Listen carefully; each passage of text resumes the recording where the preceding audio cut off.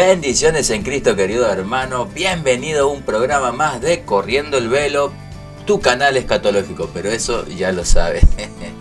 Empezamos hoy con el versículo 15 del capítulo 24 y con este versículo ya pasamos a la tercera parte. Tuvimos una primera, segunda, empezamos una tercera parte ya desde el versículo 15 hasta el versículo 21. Y el versículo 15 es un verso crítico, muy importante para entender el contexto que venimos desarrollando, que es de una escatología realizada o una escatología inaugurada, algo que ya pasó, que fue predicho en un pasado y ya se cumplió para la fecha en la cual se cita en el Nuevo Testamento. Esto quiere decir que vamos a evidenciar con las escrituras que la abominación desoladora tuvo su cumplimiento en el primer siglo, al igual que el verso 14 que hemos estudiado en el programa anterior. En respuesta a la pregunta o a las preguntas que le hicieron a Jesús en el capítulo 3, en el versículo 3 del capítulo 24, los discípulos se acercaron a Jesús y le dijeron: ¿cuándo serán estas cosas? Entonces Jesús ahora le responde lo siguiente, y vamos a ir al capítulo 24 y nos vamos a situar en el versículo 15. Vamos a leer esta perícopa del versículo 15 hasta el versículo 21 y vamos a desarrollar. Vamos a intentar hacerlo en profundidad con el versículo 15, a ver hasta dónde llegamos, y después, si no nos alcanza el tiempo, haremos otro programa. Dice así el versículo 15 en adelante: por tanto, cuando veáis en el lugar santo la abominación desoladora de que habló el profeta Daniel, el que lee entienda. Entonces los que están en Judea huyan a los montes, el que está en la azotea no descienda para tomar algo de su casa, y el que esté en el campo no vuelva atrás para tomar su capa. Mas ay de los que están en cintas y de los que críen en aquellos días. Orad pues, que vuestra huida no sea en invierno ni en día de reposo, porque habrá entonces gran tribulación, cual no la ha habido desde el principio del mundo hasta ahora, ni la habrá. La primera pregunta que nos viene a la mente es: ¿de dónde sale esta expresión abominación desoladora o la abominación de desolación? Esta expresión va a venir de la Escritura, obviamente. Ahora, lo que nosotros hemos leído es el Nuevo Testamento, es la escritura del Nuevo Testamento o el Nuevo Pacto. Y para responder esta pregunta, ¿de dónde viene la expresión abominación desoladora?, vamos a ir a la escritura, pero del Antiguo Testamento. La escritura con la escritura. No tenemos por qué estar suponiendo ni especulando nada. Tenemos que ir a las escrituras. Entonces, la abominación desoladora se menciona 4 veces en el libro de Daniel. En los capítulos 8, verso 13, capítulo 9, verso 27, capítulo 11, verso 31 y capítulo 12, verso 11. Entonces, la profecía que Daniel menciona claramente, hermano, sobre la destrucción de Jerusalén y el templo, está en el capítulo 9, versos 26 y verso 27. ¿Qué dice Daniel, capítulo 9, versículos 26 y 27? Vamos a Daniel, vamos a buscarlo, vamos a ir a la escritura. Ya estamos en Daniel y vamos a leer el versículo 26 y 27. Dice: y después de las 62 semanas se quitará la vida al Mesías, mas no por sí. Y el pueblo de un príncipe que ha de venir destruirá la ciudad y el santuario, y su fin será con inundación, y hasta el fin de la guerra durarán las devastaciones. Versículo 27. Y por otra semana confirmará el pacto con muchos. A la mitad de la semana hará cesar el sacrificio y la ofrenda. Después, con la muchedumbre de las abominaciones, vendrá el desolador hasta que venga la consumación y lo que está determinado se derrame sobre el desolador. Vamos a volver a leer este texto, pero de la siguiente manera, para que lo podamos entender. Vamos a poner la primera parte del versículo 26 con la primera parte del versículo 27. Y vamos a leer después la segunda parte del versículo 26 con la segunda parte del versículo 27. Y mire, va a quedar de la siguiente manera. Así lo vamos a leer, mire. Dice, y después de las 62 semanas se quitará la vida al Mesías, mas no por sí. Y por otra semana confirmará el pacto con muchos, a la mitad de la semana hará cesar el sacrificio y la ofrenda. Y el pueblo de un príncipe que ha de venir destruirá la ciudad y el santuario, y su fin será con inundación, y hasta el fin de la guerra durarán sus devastaciones.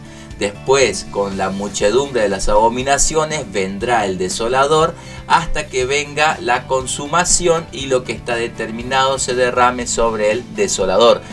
De esta manera, la lectura es un poquito más entendible. Se puede asimilar mucho mejor. El evento del capítulo 8, porque habíamos mencionado que la abominación desoladora se repite 4 veces. Ahora, en el capítulo 8, que es la primera vez que se menciona, concuerda y va con el capítulo 11.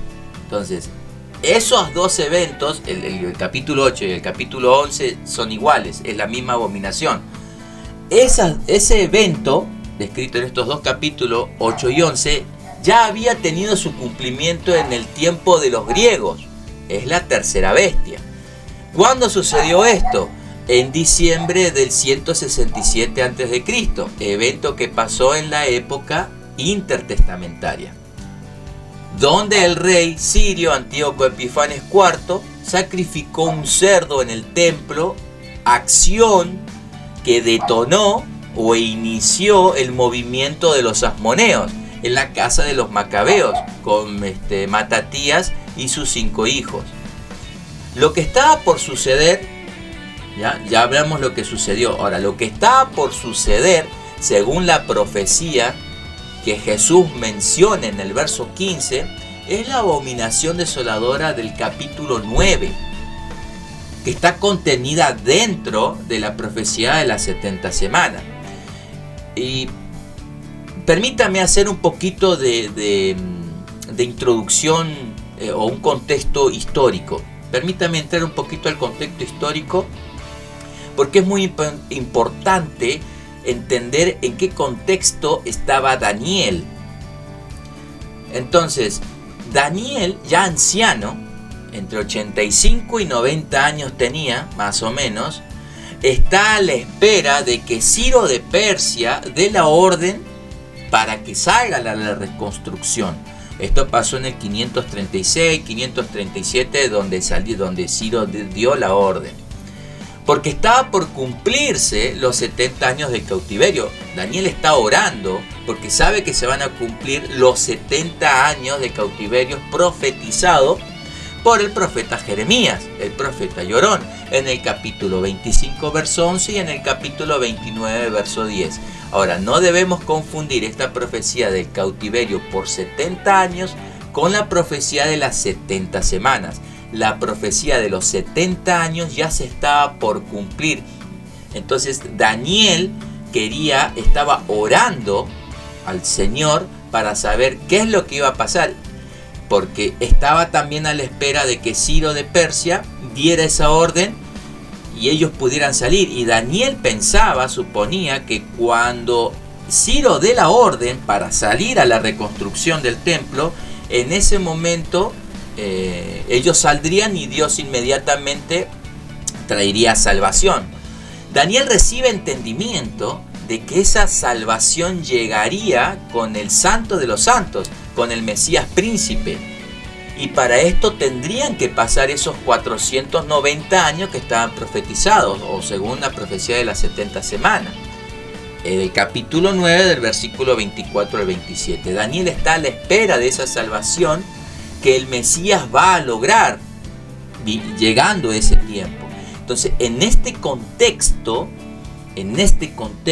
es que leemos nosotros el versículo 15 del capítulo 24 y volvemos a leer. Dice: por tanto, cuando veáis en el lugar santo la abominación desoladora del que habló el profeta Daniel.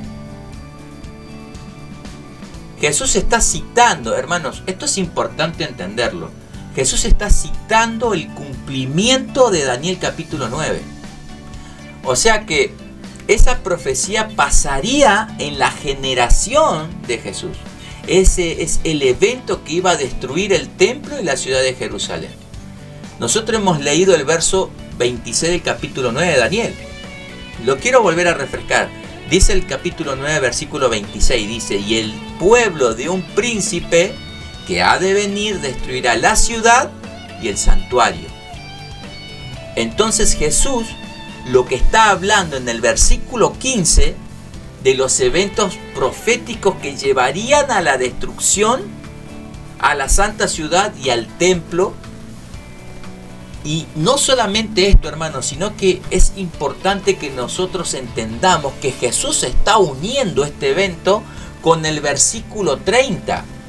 ¿Qué dice el versículo 30? Vamos, Mateo 24, versículo 30. Y dice: entonces aparecerá la señal del Hijo del Hombre en el cielo, y entonces lamentarán todas las tribus de la tierra, y verán al Hijo del Hombre viniendo en las nubes del cielo con gran poder y gloria.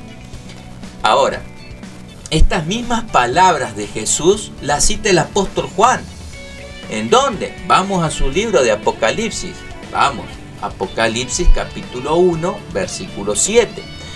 Y esto es un asomo, nos vamos a asomar, solamente a mojarnos los pies en el libro de Apocalipsis, porque todo esto es una gran introducción para preparar nuestra cosmovisión para entrar en contexto a estudiar el libro de Apocalipsis.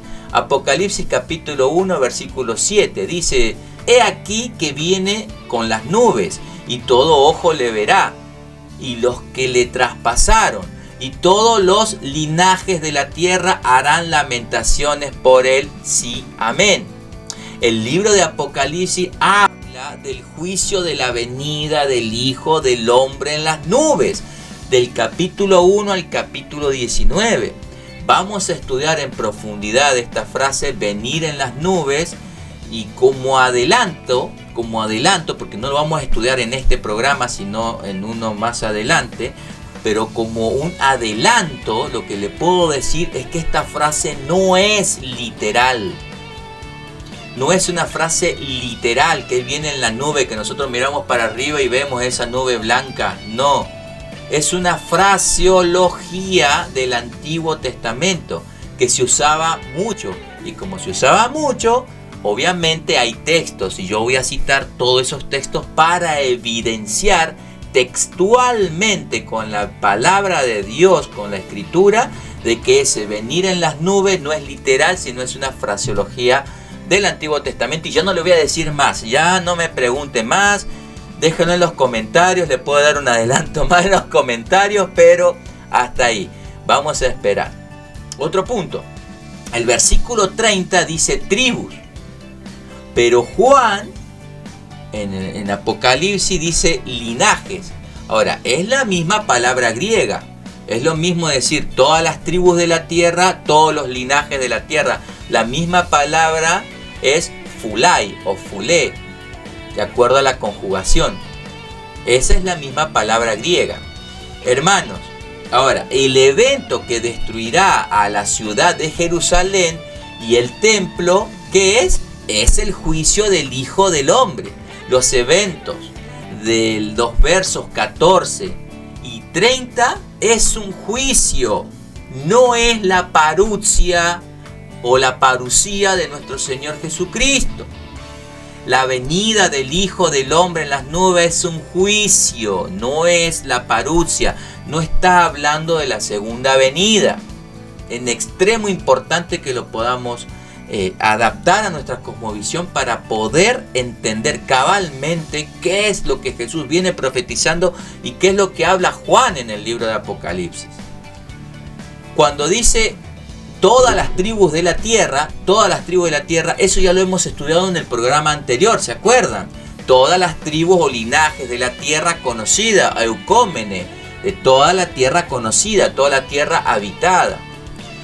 El paralelo de Mateo 24:15 es Lucas capítulo 21 versículo 20, ¿Qué dice Lucas 21:20? Vamos para allá. Lucas capítulo 21, versículo 20. Pero cuando veáis a Jerusalén rodeada de ejércitos, sabed entonces que su destrucción ha llegado. Tiempo presente. Cuando nosotros leemos el versículo 15 de Mateo, capítulo 24, y leemos Lucas, el versículo 20 del capítulo 21, vemos que hay una diferencia escritural. Mateo está escribiendo a una audiencia judía y quería vincular la profecía de Daniel 9, que es la que está citando Jesucristo, con el evento que sucedería en su generación, que tuvo su cumplimiento en el año 70, que fue el juicio. Ahora, Lucas, por otro lado, estaba escribiéndole a una audiencia gentil, entonces fuera de las fronteras de Judea. Entonces, por lo tanto, la terminología abominación desoladora le habría resultado a ello un poquito confuso, un poco enigmática, por así decirle, lo que le llevó a Lucas a identificar gráficamente con una precisión que solamente el feonuptos, la palabra inspirada, exhalada de Dios, puede dar, con esa precisión de lo que Jesús tenía en mente, la abominación que trae la desolación de Jerusalén y el templo. Entonces, él dice que es el ejército, o sea, Lucas escribe que es el ejército romano invasor bajo la dirección del general Tito Flavio Vespasiano, que es el hijo mayor del recién nombrado emperador Vespasiano.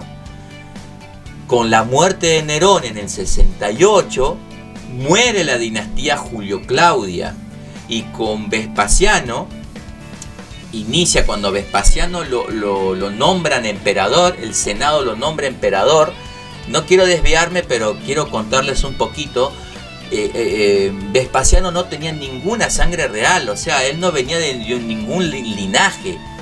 A él el Senado lo pone emperador porque él era el mejor general que tenía Nerón, Vespasiano, y en ese momento había sitiado a Jerusalén. ¿Por qué no ha hecho la incursión? La incursión iba a ser en el 67, 68. Pero ¿por qué fue en el 70? Se tuvo que retrasar porque lo mandaron a llamar a Vespasiano de Judea que se vaya a Roma porque había una guerra civil.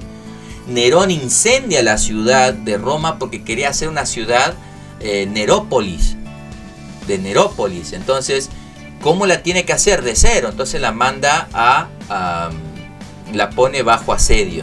La manda a incendiar y le echa la culpa a los cristianos. Cuando descubre el Senado que era un plan malévolo de Nerón, Nerón termina suicidándose, y ahí es cuando sube Galba, después sube, lo derrocan a los 6-7 meses, sube Otón, dura 4 meses, lo derrocan, sube Vitelio. Cuando sube Vitelio dura también unos meses y había una revuelta, había una guerra civil muy importante en Roma. Entonces llega Vespasiano, que era un general muy respetado, pone el orden, derroca a Galba y él sube como emperador, y es nombrado emperador precisamente porque lo que Roma necesitaba para estabilizar su imperio era un estratega militar. Cuando Vespasiano sube, cuando lo nombran emperador, inaugura o inicia la dinastía Flavia. ¿Por qué les cuento esto? Porque José o Yosef ben Matillahu era un fariseo que luchó en la revuelta y que le hizo frente al imperio romano defendiendo una ciudad de Galilea que se llamaba Jotapata. Yosef ben Matillahu, cuando el imperio romano termina de conquistar todo Judea, a él no lo matan, a él le perdonan la vida y lo admiran por el guerrero que era, y le cambian el nombre y le ponen Flavio Josefo. De José, que es un nombre judío, pasa a ser helenizado y pasa a ser Josefo. Y como Vespasiano inaugura la dinastía Flavia, se llama Flavio Josefo. Por eso es importante saber esto. Jesús establece el tiempo en lo que había de cumplirse este evento. Este evento Jesús dijo cuándo iba a suceder. Versículo 34, de cierto os digo que no pasará esta generación hasta que todo esto acontezca. ¿Qué es lo que iba a acontecer? El juicio del Hijo del Hombre viniendo en las nubes del cielo. Esto es claro, esto ya tuvo su cumplimiento. Hermanos, en el próximo programa veremos esta palabra generación. Vamos a estudiar a fondo esta frase gran tribulación. También lo que significa la frase tal como no ha sido desde el principio del mundo hasta ahora y no lo habrá y no lo será. Que todos situamos ese tipo de evento allá en un futuro lejano, remoto. No, hermanos, lo vamos a estudiar y vamos a evidenciar con las escrituras que ya tuvo su cumplimiento. Todo esto lo vamos a estudiar en su original griego y conoceremos su significado e interpretación en el texto. No se pierdan el próximo programa. Dios les cuide, Dios les bendiga, Dios les guarde. ¡Chao!